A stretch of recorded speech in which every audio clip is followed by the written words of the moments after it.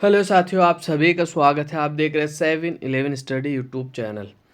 आप सभी को ज्ञात है कि हमारे इस चैनल पर आपको ओल्ड पेपर का सॉल्यूशन करवाया जाता है। तो उसी उसी कड़ी में आज एक और नया पेपर लेकर हम आपके सामने प्रस्तुत हुए। कौन सा पेपर है? तो हथकरघा यानी हैंडलूम इंस्पेक्टर का पेपर है। कब हुआ था ये? 2019 के अंदर हुआ था। तो आगे बढ़ते हैं और क्वेश्चन स्टार्ट करते। ज़्यादा समय व्यर्थ 51 से राजस्थान जी के स्टार्ट है इसमें। सीधा ही अपन 51 पे चलते हैं। ये 51 आ गया आपका, ठीक है। पहला क्वेश्चन आपके सामने है, गोगुंदा व कुंभलगढ़ के मध्य कौन सा पठार स्थित है? तो इसका जो आपका राइट आंसर हो जाएगा बिल्कुल ऑप्शन नंबर डी। भोरहाट का पठार जो है गोगुंदा और कुंभलगढ़ के मध्य स्थित है, ठीक है। तो ये राजस्थान का तीसरा सबसे बड़ा पठार है। राजस्थान का जो सबसे बड़े पठार या ऊंचे पठार की बात करें तो उड़िया का पठार है। कौन सा पठार है? उड़िया। दूसरे सबसे ऊंचे पठार की बात कर ले तो माउंट आबू का पठार है। कौन सा? माउंट आबू का। आबू का जो पठार है वो दूसरा सबसे बड़ा पठार है। इसके अलावा मैं बात कर लूँ मैसा का पठार, तो मैसा के पठार के ऊपर चित्तौड़गढ़ का किला बना हुआ है। अगले क्वेश्चन की ओर बढ़ जाता है गाइस। अगला क्वेश्चन क्या? अगला क्वेश्चन आपके सामने है, राजस्थान राज्य का अक्षांशीय विस्तार कितना है? ये आपको बताना। राजस्थान राज्य का अक्षांशीय विस्तार कितना है ये आपको बताना है। तो 23-3 से 30-12, 23-3 से उत्तर से 30-12 उत्तर, और 23 डिग्री 3 मिनट उत्तर से 23 डिग्री 12 मिनट दक्षिण, 30 डिग्री 12 मिनट से उत्तर से 30 डिग्री 3 मिनट दक्षिण। तो आपका इसमें राइट आंसर हो जाएगा बिल्कुल ऑप्शन नंबर बी। आपका बिल्कुल राइट आंसर हो जाएगा। ऑप्शन नंबर बी है जो आपका बिल्कुल राइट आंसर हो जाएगा। 23 डिग्री 3 मिनट उत्तर से 30 डिग्री 12 मिनट उत्तर तक राजस्थान का अक्षांशीय विस्तार है। अगला क्वेश्चन की ओर बढ़ जाते हैं, कितने सेंटीमीटर समवर्षा रेखा राजस्थान राज्य की भूमि को लगभग दो भागों में बांटती है? तो इसका जो आपका राइट आंसर हो जाएगा 50 डिग्री की जो समवर्षा रेखा है। क्योंकि देखो मैं बताता हूँ, ये राजस्थान आपका, राजस्थान के मध्य से ये बिल्कुल अरावली जा रही है जो कि दो पार्टों में बांटती है। बिल्कुल अरावली के जो निकट जो समवर्षा रेखा गुजरती है वो 50 सेंटीमीटर की समवर्षा रेखा गुजरती है। एक बार इसी को ही 500 मिलीमीटर लिख के एग्जाम में पूछ लिया था तो बहुत से बच्चों ने गलत कर लिया था, ठीक है। तो 500 मिलीमीटर भी हो सकती है और 50 सेंटीमीटर भी हो सकती है। अगला क्वेश्चन की ओर बढ़ जाते हैं अपन। अगला क्वेश्चन क्या? अगला क्वेश्चन आपके सामने, वह जिला जो 100 द्वीपों का क्षेत्र के नाम से जाना जाता है? तो 54 का जो आपका राइट आंसर हो जाएगा ऑप्शन नंबर बी, बांसवाड़ा जो है आपका बिल्कुल राइट आंसर हो जाएगा। अगले क्वेश्चन की ओर बढ़ते गाइस। अगला क्वेश्चन क्या है? तो अगला क्वेश्चन आपके सामने है, राजस्थान में एल्फिसोल मृदा कहाँ पाई जाती है? तो इसका जो आपका राइट आंसर हो जाएगा बिल्कुल ऑप्शन नंबर बी में एल्फिसोल मृदा पाई जाती है। अब मैं आपको बता देता हूँ, देखो चूरू ये तो आपका रेगिस्तानी हो गया, हनुमानगढ़ ये भी आपका रेगिस्तानी हो गया, पा ही नहीं सकते। करौली, करौली के अंदर भी अपने हल्के से क्या काली मिट्टी का आ जाता है, तो ये फिर भी नदी निर्मित मिट्टी यहाँ पे है। तो इसका जो सही आंसर हो जाएगा जयपुर हो जाएगा, ठीक है। एक बार अमेरिकी वर्गीकरण में आपको बता ही देता हूँ। अमेरिकी वर्गीकरण के अनुसार राजस्थान की जो मिट्टियों को 5 भागों में बांटा है, ठीक है। कौन से भागों? 5 भागों में आपको बांटा है, ठीक है। तो देखो मैं बताता हूँ आपको। सबसे पहले मैं आपको बता देता हूँ, यहाँ जो प्रकार की मिट्टी पाई जाती है एरिडोसोल, या जो पाई जाती है एंटीसोल, ठीक है। और ये अरावली के जो ऊपर पाई जाती है वो इंसेप्टिसोल प्रकार की मृदा पाई जाती है, जबकि पूर्वी मैदान के अंदर एल्फिसोल पाई जाती है और हाड़ौती के पठार में वर्टिसोल प्रकार की मिट्टी पाई जाती है। अगले क्वेश्चन की ओर बढ़ जाते हैं, हरे कबूतर राजस्थान के किस अभ्यारण्य में पाए जाते हैं? तो 56 का जो आपका राइट आंसर हो जाएगा ऑप्शन नंबर डी, सरिस्का में पाए जाते हैं। कहाँ पाए जाते हैं भाई? सरिस्का में पाए जाते। सरिस्का कहाँ पड़ता है? अलवर में पड़ता है। नाहरगढ़ आपका जयपुर में पड़ता है। बंदबारटा भरतपुर में पड़ता है। केवलादेव आपका भरतपुर में पड़ता है। अगले क्वेश्चन की ओर बढ़ते हैं, राजस्थान में सबसे छोटा कृषि जलवायु प्रदेश कौन सा है? तो राजस्थान का जो सबसे छोटा कृषि जलवायु प्रदेश है वो आर्द्र दक्षिणी मैदान है। कौन सा? आर्द्र दक्षिणी मैदान, जिसे फोर्थ बी कहा जाता है। क्या कहा जाता है? Fourth B. जबकि राजस्थान के सबसे बड़े कृषि जलवायु बात कर लो तो 1C है। कौन सा है? 1C, ये भी आपको याद रखना है। अगले क्वेश्चन की ओर बढ़ जाते हैं। अगला क्वेश्चन क्या है? तो अगला क्वेश्चन आपके सामने है, राणा प्रताप सागर स्थित है। तो राणा प्रताप सागर जो स्थित है वो कहाँ स्थित है? तो चित्तौड़गढ़ में स्थित है। कहाँ स्थित है? चित्तौड़गढ़ के रावतबाटा में, ठीक है। कभी कभी इनका क्रम पूछ लिया जाता है, तो चंबल नदी पे जो बांध बने हुए इनका क्रम मैं बता देता हूँ आपको। उद्गम से मुहाना या मुहाने से उद्गम पूछा जाता है, तो मैं आपको उद्गम से मुहाने की तरफ बता रहा हूँ। सबसे पहला आता है आपका गांधी सागर, गांधी सागर के बाद राणा प्रताप सागर, फिर आपका जवाहर सागर, फिर आपका कोटा बैराज, ठीक है। तो ये आपको क्रम याद रखना है उद्गम से मुहाने तक, ठीक है। अगले क्वेश्चन की ओर बढ़ जाते हैं। राजस्थान में मुख्यमंत्री सड़क योजना किस वर्ष लागू हुई थी? तो इसका जो आपका राइट आंसर हो जाएगा 2005 में लागू हुई थी। कब लागू हुई थी? 2005 में लागू हुई थी। अगले क्वेश्चन की ओर बढ़ जाते हैं गाइस। अगला क्वेश्चन क्या? अगला क्वेश्चन आपके सामने है। जामसर प्रसिद्ध है, तो जामसर जो प्रसिद्ध है वो किसके लिए प्रसिद्ध है आपको बताना है। तो इसका जो आपका राइट आंसर हो जाएगा रोक फास्फेट के लिए प्रसिद्ध है।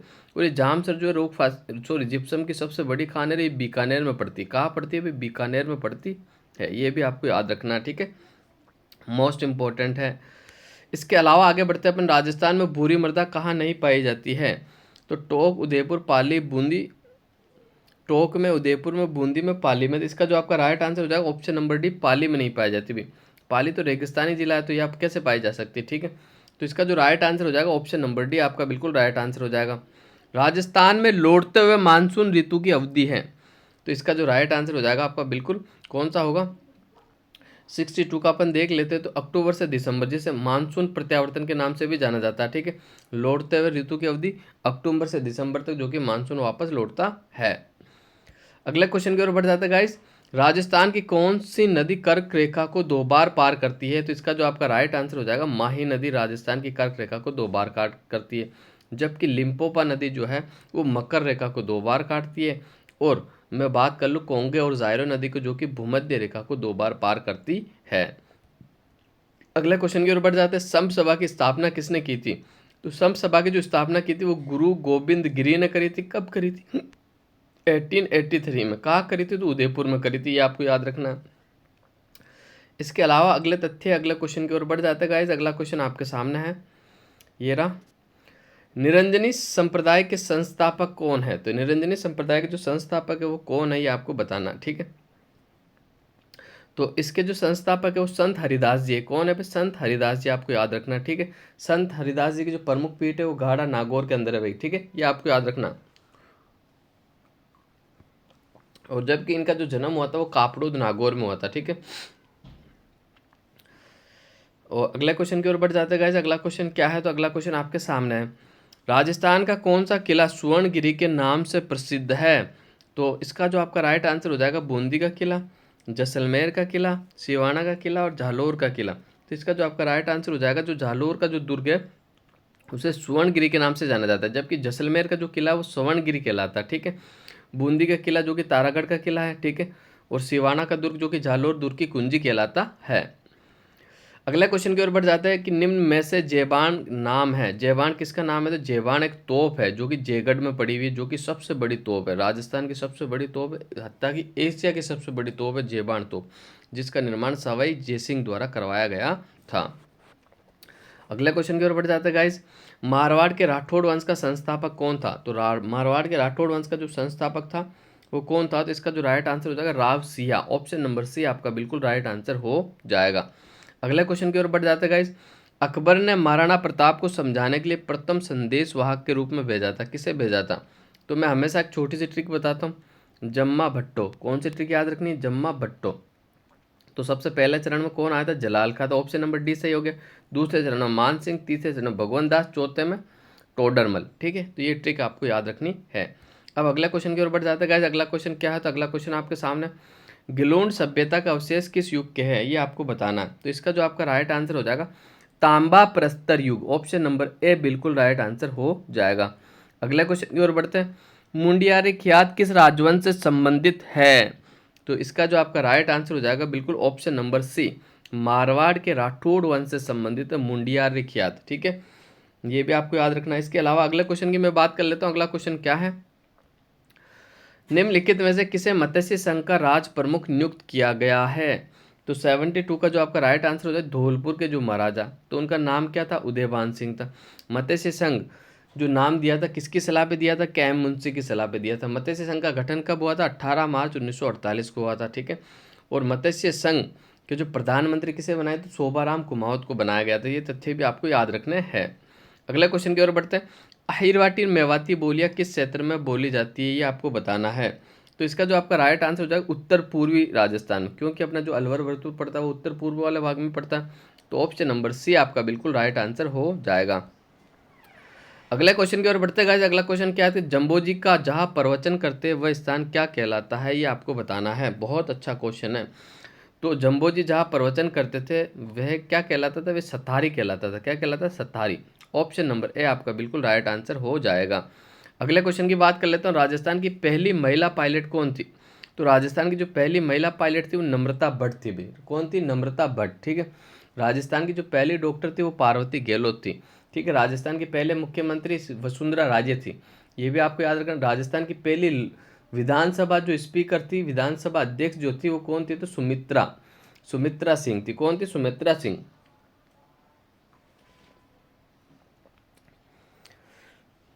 तो अगले क्वेश्चन की ओर बढ़ जाते हैं। राजस्थान की जो पहली राज्यपाल थी वो कौन थी? तो प्रतिभा पाटिल थी। अगला क्वेश्चन आपके सामने, छगनबैन ने अपने सर्वोदयी गतिविधियों के लिए राजस्थान का कौन सा क्षेत्र चुना था? तो छगनबैन का जो संबंध वो जोधपुर के खिंचन से है। कहाँ से है? जोधपुर के खिंचन से। और खिंचन को हाल ही के अंदर राजस्थान के कंजर्वेशन रिजर्व में भी शामिल कर लिया गया है। ये भी आपको याद रखना है। 18 अप्रैल 1948 को संयुक्त राजस्थान का उद्घाटन किसने किया था? तो मैंने पहले भी आपको बताया था। ठीक है। GGCP, गाडगिल गाडगिल चाचा पटेल, गाडगिल गाडगिल चाचा पटेल। प्रथम चरण का उद्घाटन NV गाडगिल, दूसरे का NV गाडगिल, तीसरे का चाचा पटेल नेहरू, और चौथे का जो किया था सरदार वल्लभ भाई पटेल ने किया था। किसने किया था? सरदार वल्लभ भाई पटेल ने। तो इसका जो राइट आंसर हो जाएगा आपका जवाहरलाल नेहरू। ऑप्शन नंबर 2 आपका बिल्कुल राइट आंसर हो जाएगा। क्लियर। अगला क्वेश्चन की ओर बढ़ जाते हैं। अगला क्वेश्चन क्या है? बरड़ किसान आंदोलन को संगठित करने वाला राजस्थान सेवा संघ और हाड़ौती शाखा का नेता कौन था? तो 78 का जो आपका राइट आंसर हो जाएगा बिल्कुल ऑप्शन नंबर डी, पंडित नेनूराम शर्मा। कौन थे? पंडित नेनूराम शर्मा थे। अगला क्वेश्चन की ओर बढ़ जाते हैं। अगला क्वेश्चन क्या है? राजस्थान में बाजरा अनुसंधान केंद्र कहाँ स्थित है? ये आपको बताना है। तो इसका जो आपका आंसर हो जाएगा बिल्कुल बाड़मेर में स्थित है। कहाँ स्थित है? बाड़मेर में। जबकि बाजरा उत्कृष्टता केंद्र की बात कर लूँ मैं तो ये आपका मंडोर जोधपुर में पड़ता है। ठीक है। अगले क्वेश्चन की बात कर लेते हैं। नीचे दिए गए को सम्मिलित करना आपको सूची 1 से सूची 2 को। ठीक है। फिर कूट से उत्तर चुनना। तो मैं ताल छापर आपका बिल्कुल चूरू में पड़ता है। शेरगढ़ आपका कहाँ पड़ता है? तो शेरगढ़ जो पड़ता है आपका कहाँ पड़ता है? ये कोटा में पड़ता है। फुलवारी केनाल उदयपुर में पड़ता है। और बंद बारट आपका भरतपुर में पड़ता है। ठीक है। वैसे शेरगढ़ आपका थोड़ा सा कोटा में, बाकी 12 में पड़ता है शेरगढ़। ठीक है। तो अब अपन देख लेते हैं। तो देखो शेरगढ़ से मेरे को शाहबाद था, वो शाहबाद जो कि शेर शाह सूरी ने इसका नाम सलीमाबाद रखा था शाहबाद का। ठीक है। वो तथ्य मेरे को याद रहा था। मैं तो शेरगढ़ है वो शाहबाद था आपका। ठीक है। तो इसका जो राइट आंसर हो जाएगा 1 2 3 4 बिल्कुल राइट आंसर हो जाएगा। अगले क्वेश्चन की ओर बढ़ जाते हैं गाइस। नर्मदा परियोजना से राजस्थान का सर्वाधिक लाभान्वित जिला कौन सा है? तो जालोर और बाड़मेर को लाभ मिलता है, तो इसमें केवल बाड़मेर है। तो ऑप्शन नंबर बी बिल्कुल राइट आंसर हो जाएगा। नर्मदा नहर परियोजना से राजस्थान को जो पानी मिलता है 0.50 MAF। ये सवाल एग्जाम में पूछा हुआ है। ठीक है। नर्मदा नहर जो कि 4 राज्यों की संयुक्त परियोजना है। ठीक है। किस किस की है? तो ये हो जाएगी आपकी महाराष्ट्र, ठीक है, मध्य प्रदेश, गुजरात और राजस्थान। ठीक है। ये आपको याद रखना है। और ये फवारा पद्धति वाली एक पहली सिंचाई परियोजना है राजस्थान की। ठीक है। अब अगला क्वेश्चन की ओर बढ़ जाते हैं। राजस्थान के दक्षिणी पूर्वी पठार जाना जाता है, किस नाम से जाना जाता है? ये आपको बताना है। तो 82 का आपका जो राइट आंसर हो जाएगा ऑप्शन नंबर डी, हाड़ौती के पठार के नाम से जाना जाता है। किसके नाम से? हाड़ौती के पठार के नाम से जाना जाता है। हाड़ौती का पठार जो मालवा के पठार का उत्तरी भाग माना जाता है। ठीक है।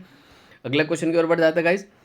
राजस्थान के किस कृषि जलवायु प्रदेश में सबसे अधिक वर्षा होती है? तो इसका जो आपका राइट आंसर हो जाएगा बिल्कुल आर्द्र दक्षिण पूर्वी मैदान में सबसे अधिक वर्षा होती है। ठीक है। और सबसे अधिक वर्षा कौन से जिले में होती है? तो झालावाड़ में होती है, लगभग 100 सेंटीमीटर। और दूसरा जो कि सबसे अधिक बरसात होती है वो बांसवाड़ा में होती है। दूसरे कौन से जिले में सबसे अधिक बरसात होती है? बांसवाड़ा में होती है। सबसे न्यूनतम वर्षा जो होती है वो जैसलमेर में होती है। आपको याद रखना है। ठीक है। अगला क्वेश्चन की ओर बढ़ जाता है अपन। राजस्थान में रामपुरा आगूचा की खाने जिसके उत्पादन के लिए प्रसिद्ध है वह है? तो 84 का जो आपका राइट आंसर हो जाएगा गाइस, सीसा और जस्ता के लिए प्रसिद्ध है। रामपुरा आगूचा क्यों प्रसिद्ध है? सीसा जस्ता के खानों के लिए। और गुलाबपुरा आगूचा भी आपका सीसा जस्ता के लिए जाना जाता है। ठीक है। अगला क्वेश्चन की ओर बढ़ जाते हैं। राजस्थान में महाराणा प्रताप हवाई अड्डा कहाँ स्थित है? तो इसका जो आपका राइट आंसर हो जाएगा ऑप्शन नंबर बी, उदयपुर में स्थित है। कहाँ स्थित है? उदयपुर में। जबकि सांगानेर हवाई अड्डा जो आपका पड़ता है वो जयपुर में पड़ता है। कहाँ पड़ता है? जयपुर में पड़ता है। अगले क्वेश्चन की मैं बात कर लेता हूँ। कुएं एवं नलकूपों से सिंचाई करने की दृष्टि से सबसे प्रमुख जिला कौन सा है? ये आपको बताना है। तो इसका जो आपका राइट आंसर हो जाएगा बिल्कुल अलवर। कुओं और नलकूपों से जो सबसे ज़्यादा सिंचाई की दृष्टि से उपयोगी जिला वो अलवर है। गंगानगर जो कि नहरों की दृष्टि से उपयोगी है। ठीक है। ये आपको याद रखना, सबसे ज़्यादा जो नहरी होता है वो गंगानगर और हनुमानगढ़ में। नहरी पानी उपलब्ध होता है। बजाज सागर बांध किस नदी पर स्थित है? तो ये माही नदी पर स्थित है, ठीक है। और ये राजस्थान का सबसे लंबा बांध है। सबसे ऊंचे बांध की बात कर लूँ, जाखम बांध है, ठीक है। कंक्रीट का जो पहला बांध बना था वो बिसलपुर है, जबकि मिट्टी का बांध जो है पाचना बांध है, ये भी आपको याद रखना है। अगले क्वेश्चन की मैं बात कर लेता हूँ। चेपा की बीमारी है तो कौन सी फसलों को ये नुकसान करती है, आपको बताना है, ठीक है। तो इसका जो राइट आंसर हो जाएगा, रबी की फसलों को ये नुकसान करती है। चेपा एक जो बीमारी है ये रबी की फसलों को नुकसान पहुंचाती है। केला देवी अभ्यारण्य राजस्थान के किस जिले में स्थित है, ये आपको बताना है। तो इसका जो आपका राइट आंसर हो जाएगा, केला देवी अभ्यारण्य करौली और सवाई माधोपुर में पड़ता है। तो करौली आपका ऑप्शन में नहीं है, तो ऑप्शन नंबर ए आपका बिल्कुल राइट आंसर हो जाएगा। ऑप्शन नंबर ए है जो आपका बिल्कुल राइट आंसर हो जाएगा। वह जिला युग में जहाँ लाल व पीली मिट्टी पाई जाती है, तो 90 का देख लेते अपन कौन सा है। तो सवाई माधोपुर और सिरोही के अंदर लाल व पीली मिट्टी पाई जाती है, ठीक है। लाल मिट्टी का युग मैंने बताया था कि ये अपने बनास के तट के आसपास हो जाता है, जबकि सिरोही जो है ये आधा रेगिस्तान में आ जाता है, या पीली मिट्टी पाई जाती है। अगला क्वेश्चन की ओर बढ़ जाते हैं गाइस। अगला क्वेश्चन क्या है? तो अगला क्वेश्चन आपके सामने है। चार्ल्स मेटकोफ डेस के रेजिडेंट थे, तो इसका जो सही आंसर हो जाएगा बिल्कुल ये दिल्ली के रेजिडेंट थे। कहाँ के रेजिडेंट थे? दिल्ली के रेजिडेंट थे, ठीक है। अधीनस्थ संधियों के अंदर जो मध्यस्थता करने वाले जो अंग्रेज अधिकारी थे वो चार्ल्स मेटकोफ ही थे, ठीक है। अगले क्वेश्चन की ओर बढ़ जाते हैं। राजस्थान में गोपी कृष्ण भट्ट किसके लिए प्रसिद्ध है? तो ये बिल्कुल तमाशा के लिए प्रसिद्ध है, ठीक है। तमाशा के लिए प्रसिद्ध है, आपको याद रखना किसके लिए? तमाशा के लिए। तमाशा जयपुर का फेमस है। कौन सा किला जौहर स्थल के लिए प्रसिद्ध है? तो देखते हैं कौन सा किला जौहर स्थल के लिए प्रसिद्ध है। तो इसका जो आपका राइट आंसर हो जाएगा बिल्कुल चित्तौड़गढ़ जो है वो जौहर स्थल के लिए प्रसिद्ध है। जौहर मेला भी जो लगता है वो चित्तौड़गढ़ में ही लगता है। अगला क्वेश्चन देखते हैं। निम्न में से कौन सा संस्कार जन्म से संबंधित है, ये आपको बताना है। तो इसका 94 का जो आपका राइट आंसर हो जाएगा बिल्कुल ऑप्शन नंबर डी, जड़ूला। जो जड़ूला जो संस्कार है जन्म से संबंधित है। अगले क्वेश्चन की ओर बढ़ते हैं गाइस। निम्न में से राजस्थान के लोक जीवन में नारचारी शब्द किससे संबंधित है? तो इसका जो राइट आंसर हो जाएगा नारचारी गृह क्रीड़ा। जब बच्चे जब घर में खेलते हैं उसे नारचारी के नाम से जाना जाता था, ठीक है।